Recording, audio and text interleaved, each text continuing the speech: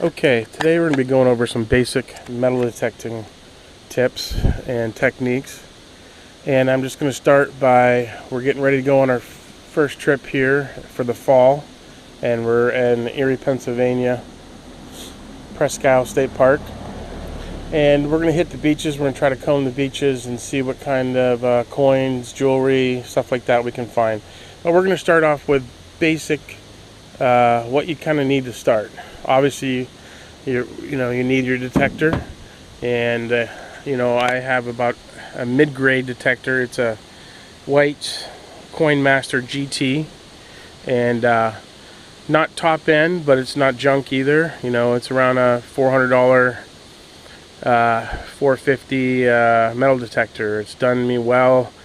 Found a lot of coins with it. I like it. It's kind of easy to use. So that's kind of a mid-grade detector. Don't recommend the starter detectors. I don't recommend the $100 and $200 detectors.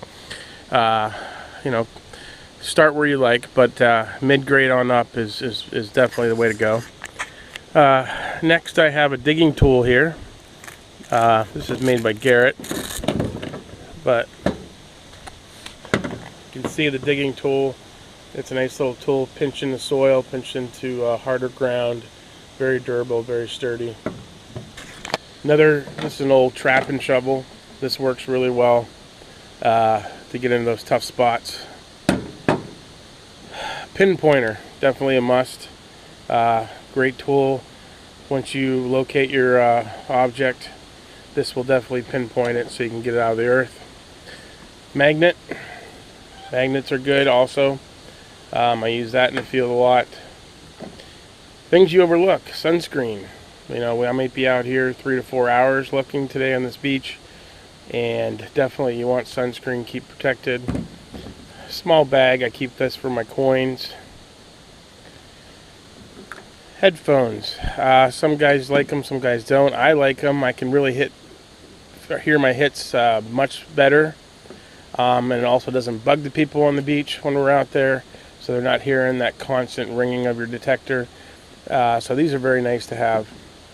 And anytime you're doing sand, especially dry sand, definitely a scoop. This is a nice, really heavy-duty stainless steel scoop. You go in there, you pinpoint it, you dig it out, shake it, and you end up with your coin, jewelry, or what have you. So, excellent tool. These are just some recommendations I have for a beginner to start. And don't forget, I like to take a few breaks. Hydration is important. You want your water. I try to take a break every hour and hydrate.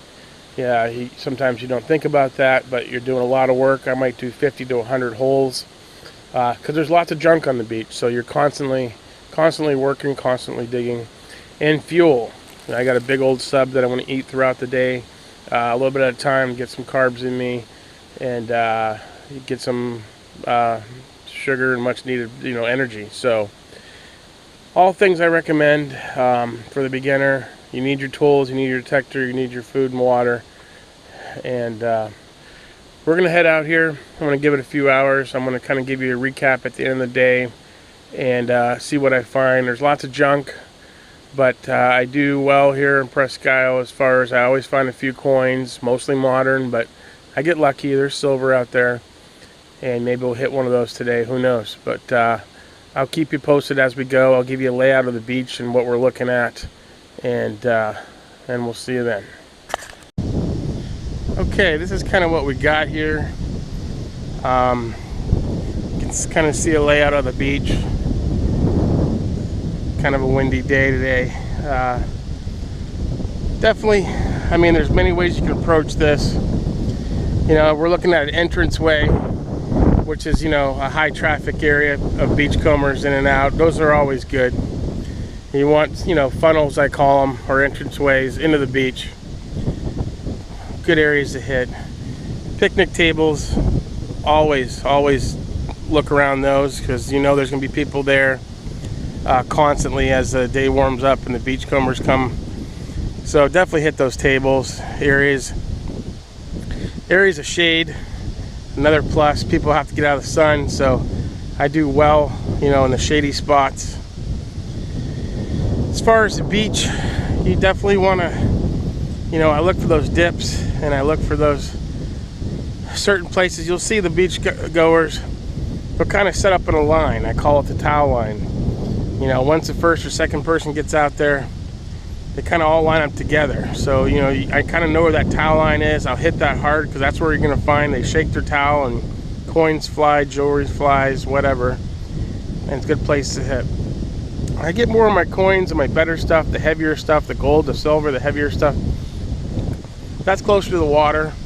You know, as this waves crash in and you know, constantly, you know, pull out new fresh sand, and it's working for you here.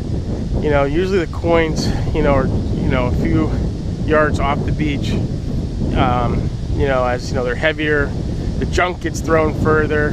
The later stuff, the bottle caps and the tabs and all that junk that you still got to sift through as we're out here, because you never know if it's good jewelry or not. But so it's definitely a way, you know, you got to kind of mix it up. I usually start in the back and I work towards the water line. I try to get the modern stuff, which is usually by the picnic tables and by the entranceways. Stuff that's dropped recently, fresh stuff. Some of the good coins and stuff, like I said, they're more in that old sand, that sand that's been hammered by that water. So, a couple tips for you. I'll let you know how we do today. Okay, as promised, we're going to kind of give you a summary of how we did today. We got lots of typical beach junk. We got this old aluminum rod here. You always find these aluminum tabs. Foil, there's always cooking on the beach. You're going to get your foils. And many bottle tabs. I just saved a few to show you some of the older style and some of the more modern aluminum ones that you see very frequently. They're scattered all over. Got a few coins. I put about 2 hours in. It wasn't a great day for coins. Looks like 1, 2, 3 on your modern quarters. They haven't been in the sand that long. Older dime. I can't read the date on it. It's definitely not a fresh one. I'll look at that when I get home. Another older nickel that possibly could be silver. Hard to read a date right now without cleaning. And 4 pennies. You always find pennies. Looks like 1, 2, 3 of the older copper type and one of the more modern pennies. And these pennies have been in there a while. You can see by the corrosion. But 4, 5, 6, 7, 8, 9 coins. Lots of junk. Fun day. A couple hours of work. Just to give you an example of what you can find. And hopefully I'll put up another video for you and you can tune in and see what I find next time. Thanks.